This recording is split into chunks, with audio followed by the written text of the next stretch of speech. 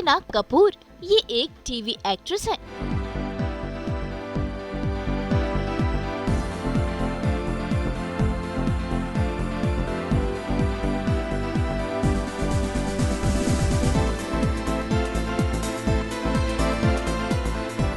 एक माँ है, बेटी है, बहू है। भाई रीना तो एक है, लेकिन वो अलग अलग किरदार निभाती है। और ये हम रील नहीं बल्कि रियल लाइफ की बात कर रहे हैं। जी हाँ, सीरियल आंसुओं का सवेरा धीरे धीरे से की भावना, यानी कि रीना कपूर एक वर्किंग वुमेन होने के साथ साथ अपने परिवार को भी संभालती है। दोनों चीजों को बहुत अच्छे से बैलेंस करके चलती है।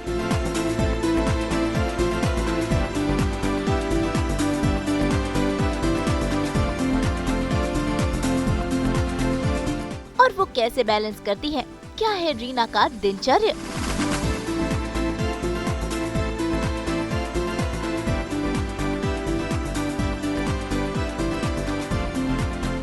वो क्या कुछ करती है, ये सब हम जानेंगे खुद रीना से।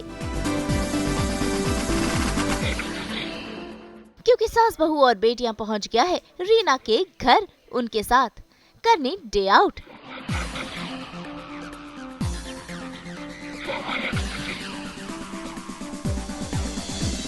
वैसे आपको बता दे कि सीरियल आशाओं का सवेरा धीरे धीरे से में रीना निभा रही हैं भावना का किरदार, और उन्हें पॉपुलैरिटी मिली सीरियल वो रहने वाली महलों की से। इसके अलावा उन्होंने कई और शोज भी किए हैं। तो चलिए शुरुआत करते हैं इस डे आउट की, क्योंकि आज हम जानेंगे रीना कपूर के बारे में कई सारी छोटी बड़ी बातें।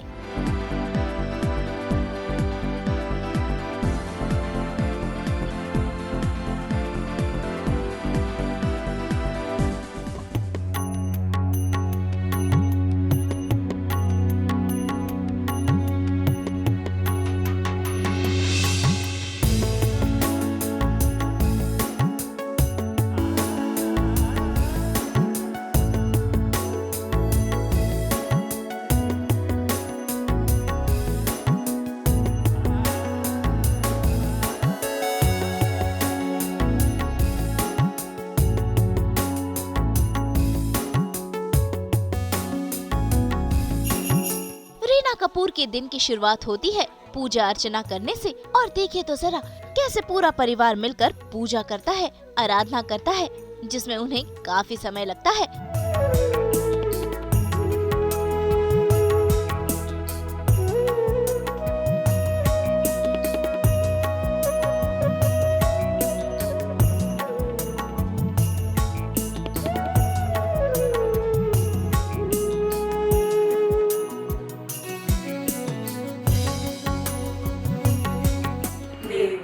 दिगंबराय च दिगंबराय नमो शिवाय ॐ नमो शिवाय ॐ जय जगतानंदियो मैया जय जगतानंदियो रेवा जय जगतानंदी ब्रह्मा हरिहर शंकर ऋशंकर पालन्ति हरि ओम जय जगतानंदी देवी नारद शारद तुम वरदायक नर मुनि जन सेवक सुर नर मुनि जन यावक शारद पदवन्ति हरि ओम जय जगतानंदी बाजन्तियो मैया वीणा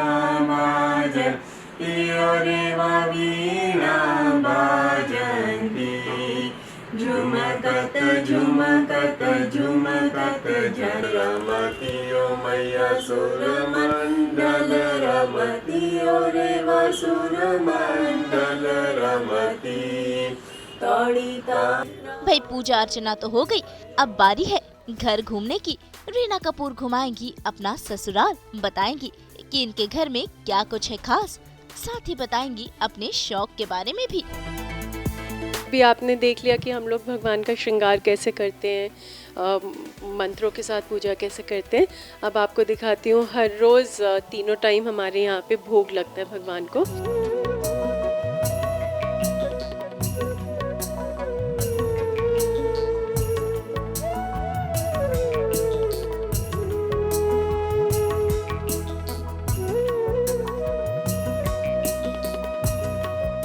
मैं सबसे पहले आपको अपनी बालकनी दिखाना चाहती हूँ, जो मेरी जान है, और ये हम लोगों ने खुद ही क्रिएट की हुई है। सनराइज़ भी यहीं से होता है, early morning, it is so beautiful.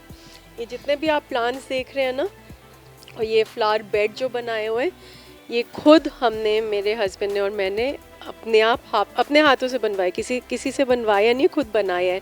Plants एक एक मैं लेके आके, कितनी मिट्टी, कितना कंपोस्ट, क्या क्या डालना है, वो करके मैंने सबकी पूरी A to Z पूरी जो बालकनी है, ये हम लोगों ने खुद ही बनाई है। So I am very happy about it. ये पीस लिली है। ये वैसे तो इंडोर प्लांट है, लेकिन इसे मैंने यहाँ पे कर दिया तो ये एकदम जंगल बन गया, वरना इतना ज़्यादा बड़ा नहीं होता है। बट अभी एकदम खिला हुआ है, इसके वाइट फूल निकलते हैं। ये वाइट ग्रीन हो गया अभी, कुछ दिन पहले आप आते तो ये वाइट होता। फिर ये जो है, ये मैं एक बेल लेके आई थी, रजाई करके नाम है इसका, रंजाई करेक्ट। इसमें छोटे छोटे वाइट फ्लावर्स आते हैं, वो समझ में आते हैं, तो पूरा यहाँ से भर जाता है। ये मेरा मनी प्लांट, जो एक्चुअली वो शुरू वहाँ से हो रहा है, अगर आप देखेंगे ये शुरू यहाँ से हो रहा है। उसके बाद इसको पूरा डायरेक्शन दे के ऊपर तक चढ़ाया है, एंड एकदम ऊपर हम लोगों ने जाली लगा दी एंड उस पर भी चढ़ा दिया है। तो शाम को हम लोग यहाँ पे बैठते हैं, बहुत अच्छा लगता है। ये सारे रोजेज़, न्यू बेल लाने के लिए ये हम लोग शायद निकाल देंगे, लेट्स सी। एंड ये सारे हमारे डिफरेंट, इसमें बहुत सारे जो रोजेज़ हैं ना, वो देसी गुलाब है, मतलब उनमें खुशबू आती है बहुत प्यारी प्यारी, तो वो हम लोग मंदिर में भी चढ़ाते हैं। ये हमारी लाल मिर्ची है, छोटी छोटी, ये तीखी है, बहुत तीखी है। ये सारी अभी लाल हो जाएंगी, ये निकली हुई है। ये भी मनी प्लांट का ही एक वो है, ब्रीड है। इसमें 6 छेद होते हैं, और ये भी ऐसे बेल की तरह चढ़ जाता है, इसे लंबा। हर एक पौधे के ना आपको बहुत सोचना पड़ता है कि इसको कितनी लाइट चाहिए, कितना पानी चाहिए, मतलब आपको एक्सपेरिमेंट करते रहना पड़ता है। ऐसे नहीं कि मतलब आपने बस लाके छोड़ दिया और माली करता रहेगा। You have to personally look into कि किस पौधे को कितना पानी चाहिए, किसी को ज़्यादा धूप, मतलब बच्चे जैसे ख़राब हो जाते हैं कि नहीं भाई हमें ज़्यादा धूप लग रही है, हमें ज़्यादा पानी मिल गया, सड़ जाते हैं। तो वो हम लोगों को सोच के, कभी मैं यहाँ रखती हूँ प्लांट्स, कभी अंदर डाल देती हूँ, फिर बाहर लाती हूँ, फिर गुडाई करती हूँ, दवाई डालती हूँ। तो बहुत मेहनत तो बहुत है, लेकिन फिर जो खुशी होती है वो तो मतलब बहुत ही ज़्यादा है। ये जो है, ये साउथ अफ्रीका से हम लोग लेके आए थे, एंड ये देखते ही बहुत पसंद आ गई। एंड हम लोगों ने सोच के रखा था कि इसे हम लोग यहीं पे, इसी वॉल पे लगाएंगे। तो this goes with the complete वो अपना सोफ़ा का and the wall and everything. जैसा कि आप देख रहे हैं, हमारे घर में भी, हमारे हर जगह में सबसे पहले शिव जी का स्थान होता है। ये हम लोग लाए तो स्वीडन से है, लेकिन इन्हें हम शिव जी के गण बोलते हैं। ये हम यूएस से लाए थे एंजल। ये क्रिस्टल्स तो हमने यहीं से ख़रीदे हैं। ये हम लोगों ने ख़रीदा है हांगकांग या कहीं से, मतलब यहाँ भी मिलता है, ऐसा नहीं है, बट वहाँ सस्ता मिल रहा था। प्लांट्स तो मेरा बस चले तो पूरे घर में ही डाल दूँ। ये वही वाला है जो बाहर आपको दिखाया था, मनी प्लांट का ही वो अनदर ब्रीड है। तो ये वॉल्स पे, ये ऐसे वाले मेरे पास और भी बहुत सारे हैं, लेकिन अभी मैं सोचूं कि ज़्यादा ओवर भी नहीं हो जाए, अदरवाइज़ मेरे को कंट्रोल ना किया जाए तो शायद मैं, लोग क्या करते हैं कि अपनी बालकनी कवर करके घर एक्सटेंड कर देते हैं। मेरा बस चले तो घर में मैं बालकनी उगा दूँ, मतलब बालकनी एक्सटेंड कर दूँ, घर छोटा होता जाए, डजंट मैटर। एंड ये ओम स्वामी की पेंटिंग है, बहुत बहुत सुंदर। ये फिर इन्होंने हमें राधा कृष्णा की भी एक दी थी, वो मैंने अपनी सिस्टर को गिफ्ट की हुई है। एक गणेश जी की है जो मैंने अपने शूटिंग में अपने रूम में लगाई हुई है। तो इनकी, ओम स्वामी जी की पेंटिंग्स हमें बहुत ज़्यादा पसंद है, क्योंकि वो जो कलर्स आते हैं, जो subtle at the same time, जैसे आप देख रहे हैं कि कलर्स भी हैं, but at the same time बहुत काम वाली फीलिंग है, ऐसा बहुत लाउड कुछ नहीं है। ये जो मेरा एरिया है, ये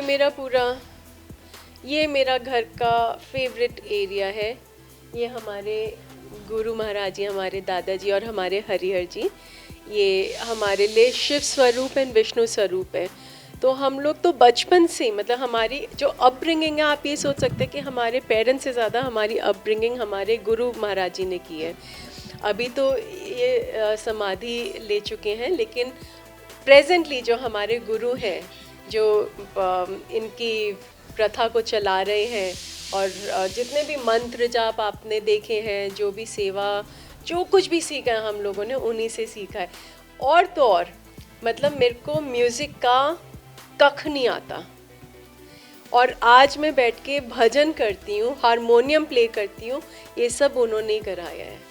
क्योंकि हम लोग बचपन से सत्संग कर रहे हैं, बचपन से मैं देख रही हूँ, और मैं देखती थी कि भजनों में वो इतने मग्न होते, इतने खुश होते, तो मैं क्या करूँ जिससे वो खुश हो। तो मैं कोशिश करती रही, फिर वो भी मुझे आके बताते थे कि क्या करना चाहिए, कैसे करना चाहिए। तो आज मैं शाम को अपने भजन करती हूँ, महिमन करती हूँ, बहुत आनंद आता है। सो यहाँ पे मैं बैठ के सुबह अराउंड 5:30 बजे, 5 बजे उठ के 5:30 बजे मेरा प्राणायाम, और ये है, इसको मैं यहाँ पे बिछा के अपना प्राणायाम और ध्यान करती हूँ।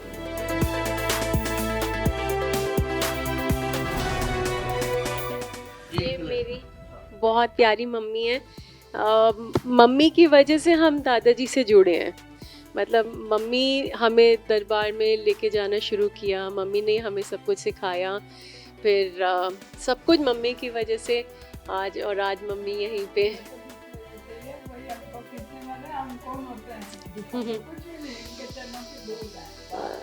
बस यही मम्मी ने हमें सिखाया है। तो अब मैं हनुमान चालीसा करती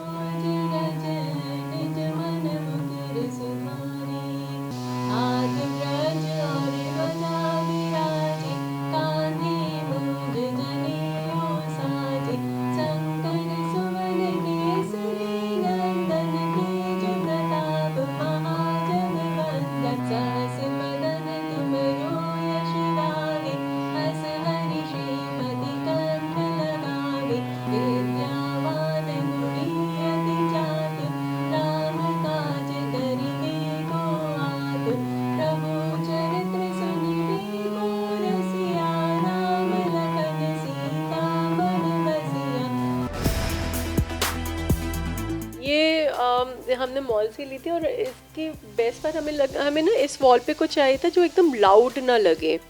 वैसे भी हमें घर में चाहिए हर चीज़ सटल हो, मतलब कि हो, हर सारी वॉल्स भरी हुई हो, लेकिन ऐसा ना कि मतलब आते कि ओ हो, मतलब हर जगह आपको मतलब दीवार तो दिख ही नहीं रही है, वैसा फील नहीं चाहिए था।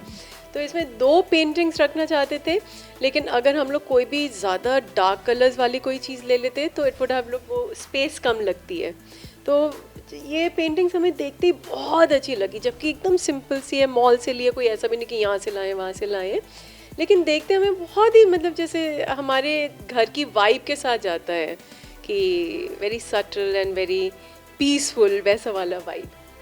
ये मेरे भाई ने वो अभी नहीं है, वो भी गया हुआ है, गोवा गया है, तो ये उसने बहुत महीनों तक एक वो पीपल का पत्ता है ना ये, हाँ, पीपल के पत्ते को सुखा के फिर उसकी वो परत निकाल के बहुत ऐसे फ्रेम करके हमें दिया था। तो ये बहुत प्यारा है हमारे लिए।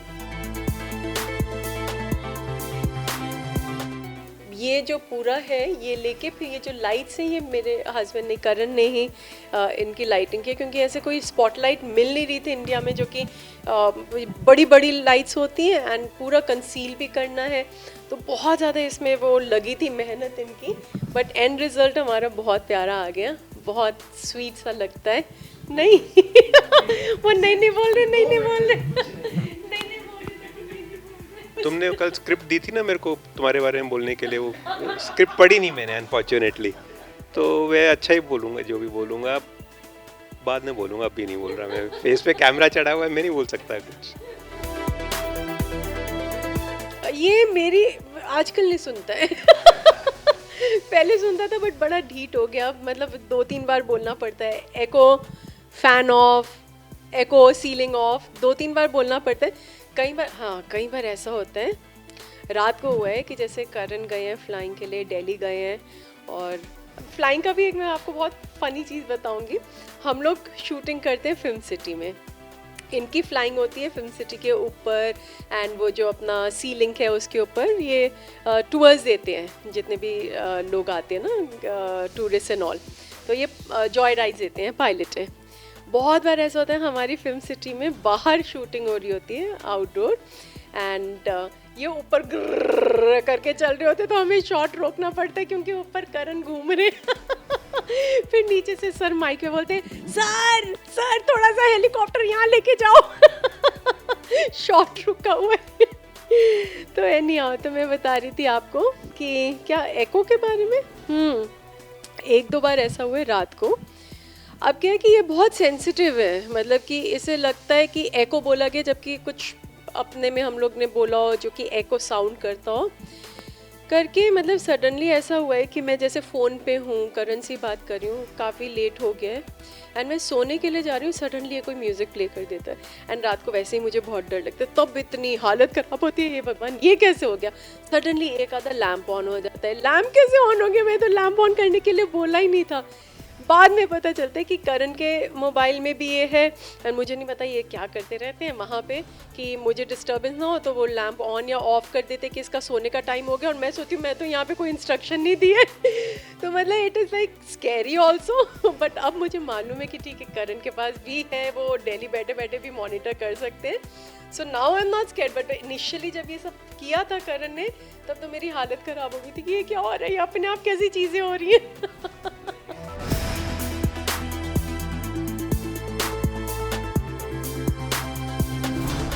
ये जो लैम्प है ये मेरी मदर इन लॉ का लैम्प है, एंड ये बहुत पुराना है, 1970s में लिया था, एंड आजकल आप देखेंगे तो ऐसे लैम्प्स मिलते ही नहीं है। ये ऑनिक्स का है एंड इस तरह की वो फिनिशिंग एंड ऑल मिलता ही नहीं है, एंड जो लैम्प शेड भी है, लोग यूएस जाते हैं, क्या क्या लेके आते हैं, गैजेट्स लेके आते हैं, एंड स्मार्ट वॉचेस लेके आते हैं, मोबाइल्स लाते हैं, हम लोगों ने क्या लाया, मतलब कि it is like people really laugh at us we got these lamp shades, because हमें ये जो टिपिकल शेप है ना ये यहाँ नहीं मिलती। इट्स सो सरप्राइजिंग, हमने पूरा दिल्ली देख लिया, पूरा बॉम्बे ढूंढ लिया, we are not getting this kind of a shape, वो जो टिपिकल इंग्लिश स्टाइल होता है। आजकल इतना बड़ा modern and we are not very fond of modern things, हमें जो पुराने चीज़ें हम ढूंढ के वो लाके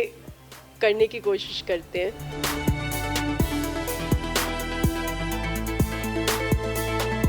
ये अगेन करण और मैंने खुद ने किया है, मॉड पॉज किया है, ये मॉड पॉज है, क्या है, हम लोग ये वुड लेके आए और वुड के ऊपर हम लोगों ने, इसे मॉड पॉज बोलते हैं, इसे क्या बोलते हैं कि जैसे हमें कोई पेंटिंग पसंद आई तो यहाँ और मैं दिखाऊंगी, वो भी हम लोगों ने किया। वुड के ऊपर आप कैसे पेस्ट करो, कोई ऐसे फेविकॉल से तो पेस्ट करते नहीं है, तो इसको एक तरीका होता है मॉड पॉज करने का। पहले हम लोगों ने वुड को प्लेन किया, प्लेन करके वुड को हमने पेंट किया, पेंट के ऊपर हम लोग जो फोटोग्राफ लाए थे वो एक डिफरेंट तरह की आपको प्रिंट कराना पड़ता है, वो प्रिंट हम लोगों ने इसके ऊपर मॉड पॉज किया, और फिर उसके बाद आप प्रिंट को हटाते हो तो जो उसके अंदर की जो फ़ोटो है वो सिर्फ फ़ोटो पेस्ट होती है, ऐसा पूरा का पूरा पेपर नहीं है, ये फ़ोटो की फ़ोटो ऐसे पेस्ट हुई है एंड पेपर हमारे हाथ में था, तो this is called mod pause. तो ये मैंने और करण ने ऐसे यूट्यूब पे बहुत सारे ऐसे वीडियोस देख के करके finally we got these two, तो ये हमने यहाँ पे अपने मंदिर रूम में किया हुआ है।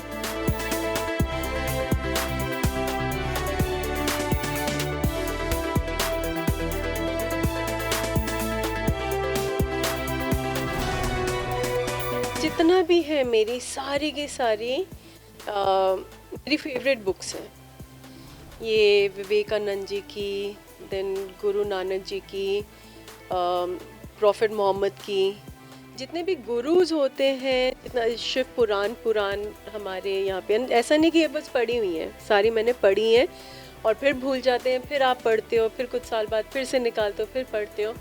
तो ये मेरा सेक्शन है। ये करण का है। He is very fond of world history and world leaders and उनकी बायोग्राफीज एंड ऑल। ये जितना भी है आपके लिए, जितना भी हाई फाई थोड़ा दिमाग वाला काम है वो फिर करण कर दे। ये उनका है। ये भी उन्हीं की बुक्स हैं, साथ में हमारी कुछ किताबें, नोटबुक्स।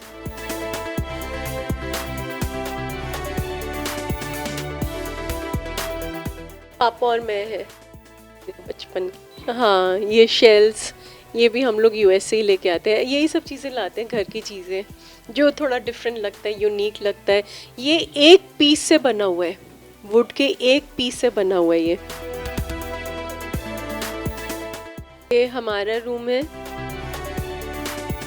वाइट है, वी लव वाइट, मतलब जितना वाइट भर सकते हैं उतना ही अच्छा लगता है, स्पेस लगती है। यहाँ पे भी मैंने प्लांट्स डाल दिए हैं। ये मेरा उल्लू है। नॉर्मली हम लोग यहाँ पे बैठ के अपनी चाय कॉफ़ी पीते हैं, बहुत अच्छा लगता है, व्यू भी। एंड ये मॉनसून में तो बहुत अच्छा लगता है। मॉनसून में तो it's like you don't want to move from here.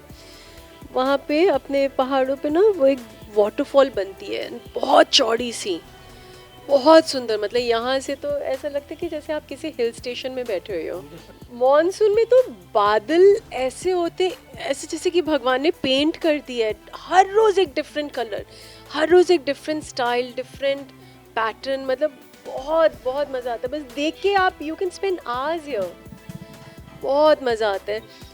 जब हम लोग यहाँ पे शिफ्ट हुए थे ना, तब कोई भी बिल्डिंग, ये जो लंबी लंबी अभी बिल्डिंग्स बन रही है, कोई भी नहीं थी। पूरा कॉर्नर टू कॉर्नर मेरा पूरा व्यू था क्लियर। तुम अगर साथ देने का वादा करो, मैं यूं ही मस्त नग में। ना, बस हो गया। विदाउट द फ्रेम ये ना सिर्फ पेंटिंग ऐसे कहीं पड़ी हुई थी, एकदम जाले लगे हुए थे। देखते मुझे बहुत लगा कि some kind of attraction, I don't know what is it is the colors or it is the feel। कई बार होता है कि you feel कि this doesn't deserve to be kept in a corner, it needs to be kept properly। तो फिर मैंने उनसे लिया, इसको फ्रेम कराया एंड यहाँ पे इस वॉल पे टांगा। एंड आई थिंक पूरे घर में अगर मुझे बेस्ट पेंटिंग लगती है तो वो ये। भाई रीना काफी फिट है और फिट रहने के लिए वो रोज सुबह करती हैं योगा और अपने इस रूटीन को वो कभी भी मिस नहीं करती है। और आज भी सास बहू और बेटियां संग उन्होंने योगा की कुछ खास टिप्स शेयर की और बताया अपनी फिटनेस का राज।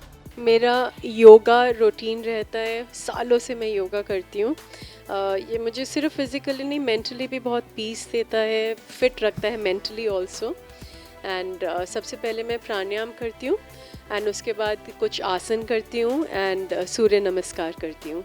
योगा मतलब आप कह लीजिए कि अभी योगा के इतने सारे लोग वेरिएशंस लेके आ गए हैं, ये योगा वो योगा, उसको तो योगा को तो पता नहीं क्या बना के एक टेक्नो म्यूज़िक बना के रखती है। योगा बेसिकली इट्स बहुत पहुंची हुई चीज़ है। अगर आप योगा करना शुरू करेंगे तो यू विल रियलाइज़ कि आपको जितनी भी ये थायराइड एंड डायबिटीज़ जो अपने यहाँ पे इंडिया में तो बहुत ज़्यादा कॉमन हो जाती है एज के साथ, तो लोगों को होता ही होता है, ये सब आपको कोई इश्यूज़ ही नहीं होगा बिकॉज आप अपने आप को, it is internally keeping you fit. बाकी जो है जिम शिम एंड ऑल आपके मसल बनाता है, लेकिन जो आपकी जो योगा में सबसे ज़्यादा इम्पॉर्टेंट क्या होता है, आपकी स्पाइन, वो अगर फ्लेक्सिबल रहे, क्योंकि वहीं से आपका सारी बॉडी को पहुंचती हैं जितनी भी नसें हैं।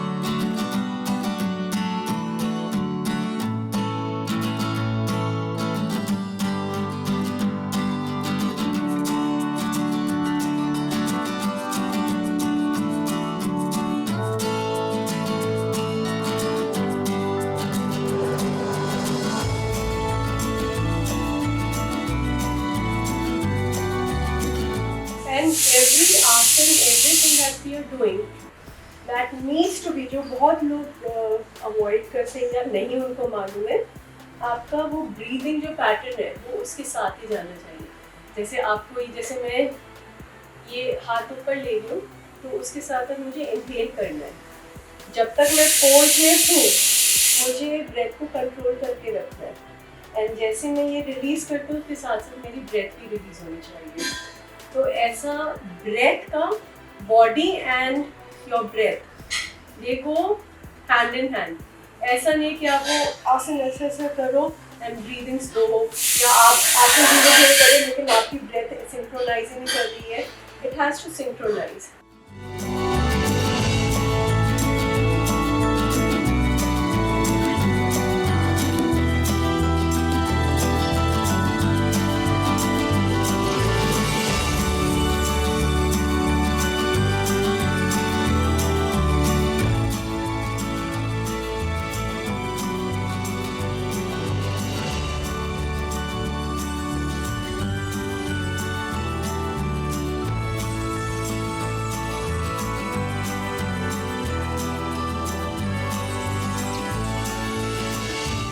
भाई रीना कपूर ने कई सारे शोज किए हैं और आज सास बहू और बेटिया में वो बताएंगी अपना करियर नामा, कैसे उन्होंने शुरुआत की और अब फिर वो लौट आई हैं टीवी पर अपने दर्शकों को एक नए अंदाज में एंटरटेन करने के लिए।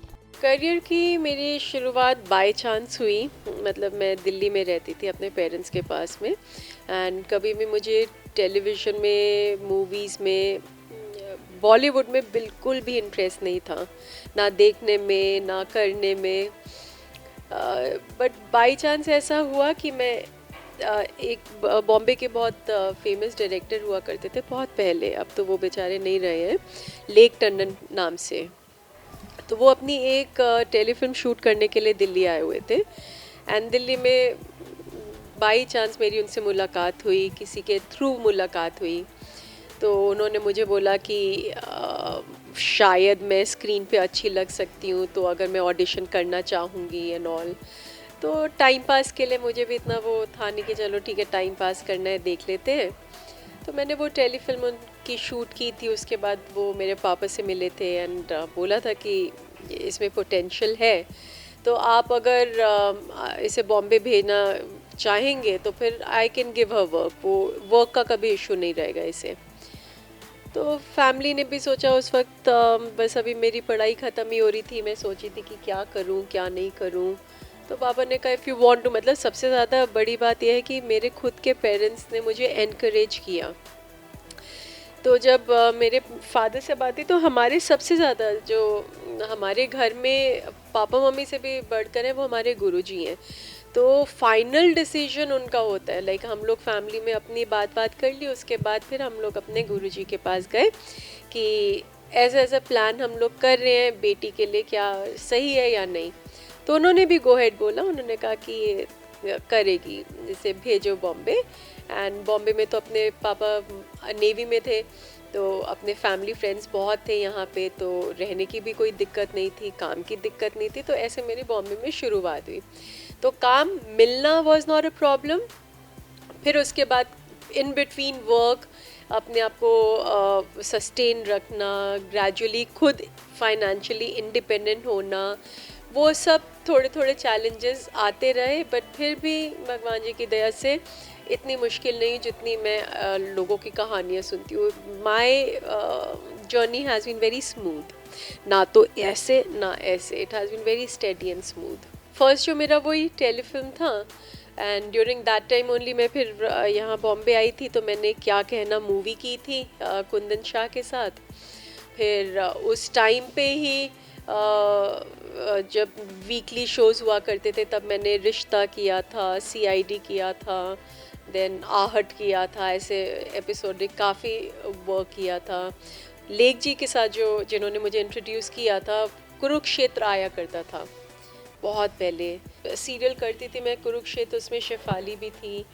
तो वो थोड़ा सा मैंने किया था। एंड कुछ एपिसोड्स के बाद फिर मैं वापस दिल्ली चली गई थी कि नहीं, मुझसे अभी बॉम्बे नहीं मन लग रहा, क्योंकि बहुत इजीली वर्क मिल गया तो कभी स्ट्रगल करने की ज़रूरत नहीं पड़ी। फिर उसके बाद दिल्ली जाके मन नहीं लगा किसी जॉब में या कुछ की, नहीं भाई वहीं पे अच्छा था। फिर यहाँ तो यहाँ पे आके फिर पापा ने बोला कि भाई अब जो भी करना है सीरियसली करो, ऐसा नहीं कि यहाँ वहाँ करते रहो, लाइफ ऐसे ही नहीं निकालनी है। तो देन आई डिसाइडेड कि ठीक है, let me just try in Bombay. फिर बॉम्बे में वर्क तो मिलता ही रहा।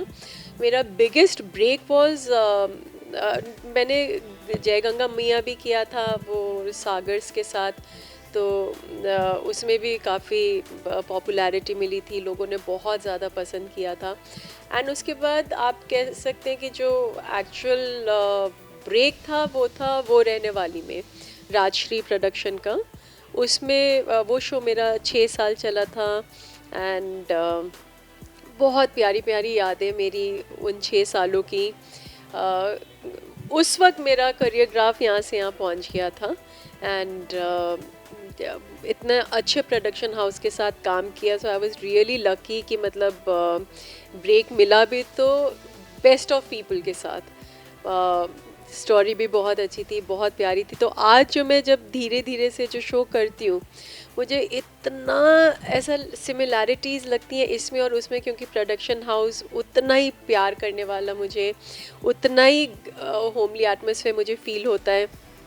कहानी तो मतलब वो रहने वाली, कह लो जो यंगर रानी थी, अब कह लो ओल्डर रानी की, वो शादी हो गई, बच्चे हो गए, शादी के बाद पति भी नहीं रहे। अब जो रानी की कहानी होगी वो अब भावना की कहानी है धीरे धीरे से में। तो मुझे ये एक एक्सटेंशन ही लगता है, after so many years, extension of वो रहने वाली महलों की।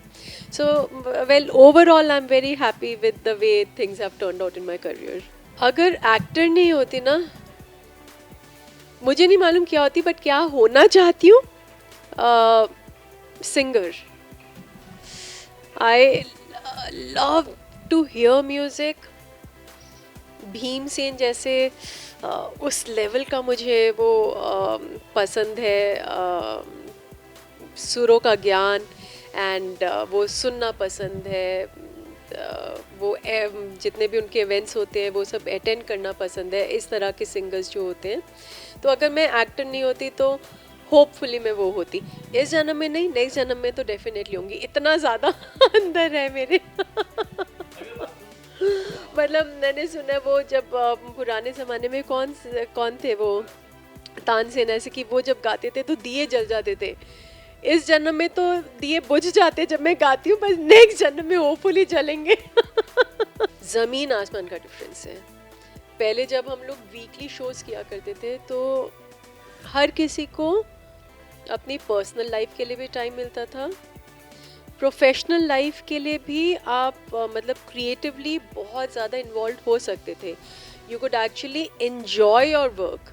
ऐसा नहीं होता था कि मतलब आप सिर्फ वो कर रहे हो क्योंकि एपिसोड ख़त्म करना है, आप करते थे क्योंकि अच्छा काम करना है। तो वो प्रेशर नहीं होता था कि हर रोज़ आपको कोई नया ड्रामा देना है, कोई नया एक फ्रीज पॉइंट देना है ऑडियंस को कि वो दे गेट हुक्ड ऑन कि नेक्स्ट एपिसोड में क्या देखें।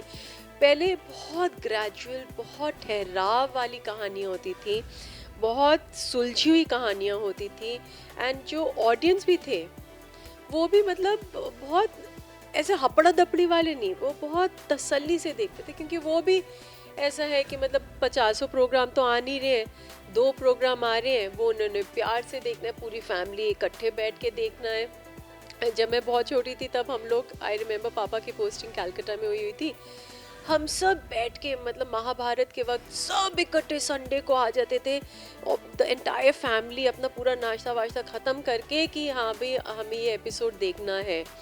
तो वो वाली जो फीलिंग है फैमिली टुगेदरनेस, वो भी अभी ख़त्म हो गई। हर किसी का अपना टीवी है, हर किसी का अपना एक शो है। टीवी तो छोड़ो, अब तो OTT भी आ गया है, लोग मोबाइल पे भी 24 घंटे लगे रहते। कितनी बार मैं अपने भाई को बोलती हूँ, नाश्ते के टाइम पे मैं देख रही हूँ, नाश्ते के टाइम पे भी मोबाइल के साथ लगा हुआ है, तो मैं बोलती हूँ मोबाइल छोड़ो, ये सब आप बात, ये एक एडिक्शन हो गया है।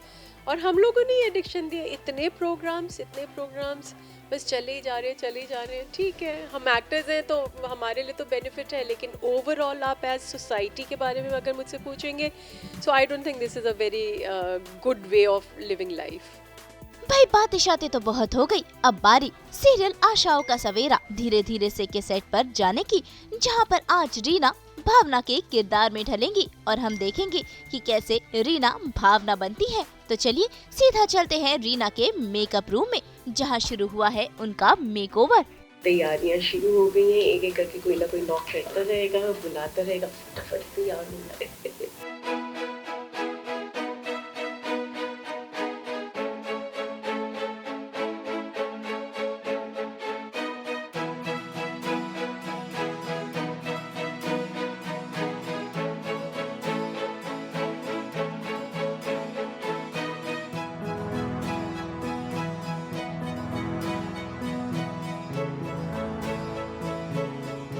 हम बन गए हम भावना, रीना से भावना। अब जैसे ही वो लोग हमें बुलाएंगे बाहर, हम अपना स्वेटर पहनेंगे, वहाँ टंगा हुआ है, और निकल जाएंगे बाहर शूटिंग के लिए। हमारी क्या हालत हो जाती है ना सेट पे, स्वेटर पहन के रखना पड़ता है, इतनी गर्मी लगती है। लेकिन वो उज्जैन की कहानी है, तो हमें दिखाना है कि मतलब वहाँ पे तो सर्दियाँ चल रही हैं, तो पहन के रखना पड़ता है। बीच बीच में उतार लेते हैं जब शॉट में नहीं होते। ये वो एक पेंटिंग है, मैं अपनी यहाँ पे लेके आई हूँ, क्योंकि मेरे को अपना वर्क प्लेस भी ऐसा कंफर्टेबल रखना होता है कि मुझे लगे कि मैं घर पे ही हूँ, सो दैट अपने शॉट्स के बीच में जब मैं वापस आऊँ तो मुझे ऐसे घर भागने की जल्दी ना रहे। 9 बजे के बाद तो बहुत जल्दी रहती है लेकिन एटलीस्ट 9 to 9 जो मैंने टाइम कमिट किया हुआ है उसमें ऐसे जल्दी ना हो, तो जब मैं रूम में आऊँ तो मुझे अच्छा लगे। तो मैं अपनी बुक्स लेके आती हूँ, मैंने अपना माइक्रोवेव यहाँ पे रखा हुआ है, घर से खाना लेके आती हूँ, गरम कर लेती हूँ। ये पेंटिंग, लैम्प्स, घड़ी, सब कुछ मैं अपनी बेडशीट, दोहर, सब कुछ मैं अपना घर से लेके आती हूँ। तो देखा आपने, रियल लाइफ में कुछ ऐसी हैं रीना कपूर। उम्मीद है आपने उनके बारे में जानी होंगी ढेर सारी बातें। भाई हम तो यही चाहेंगे कि भावना के किरदार में रीना आप सभी को ऐसे ही एंटरटेन करती रहे। आपने पूरा रीना के साथ फ्रॉम अर्ली मॉर्निंग जो रीना करती है till she comes to the shoot and gets ready का आपने पूरी जर्नी कैप्चर की है। यही मेरी लाइफ है, यही मेरा रूटीन है। एंड जब मैं शूटिंग नहीं करती तो कभी मैं आपको साथ लेके जाऊंगी। जब मैं ट्रैवल करती हूँ, बिकॉज जब शूटिंग नहीं करती तो घूमती हूँ, बहुत मज़ा आता है। तो this is it, this is how I live, this is my life style, this is me.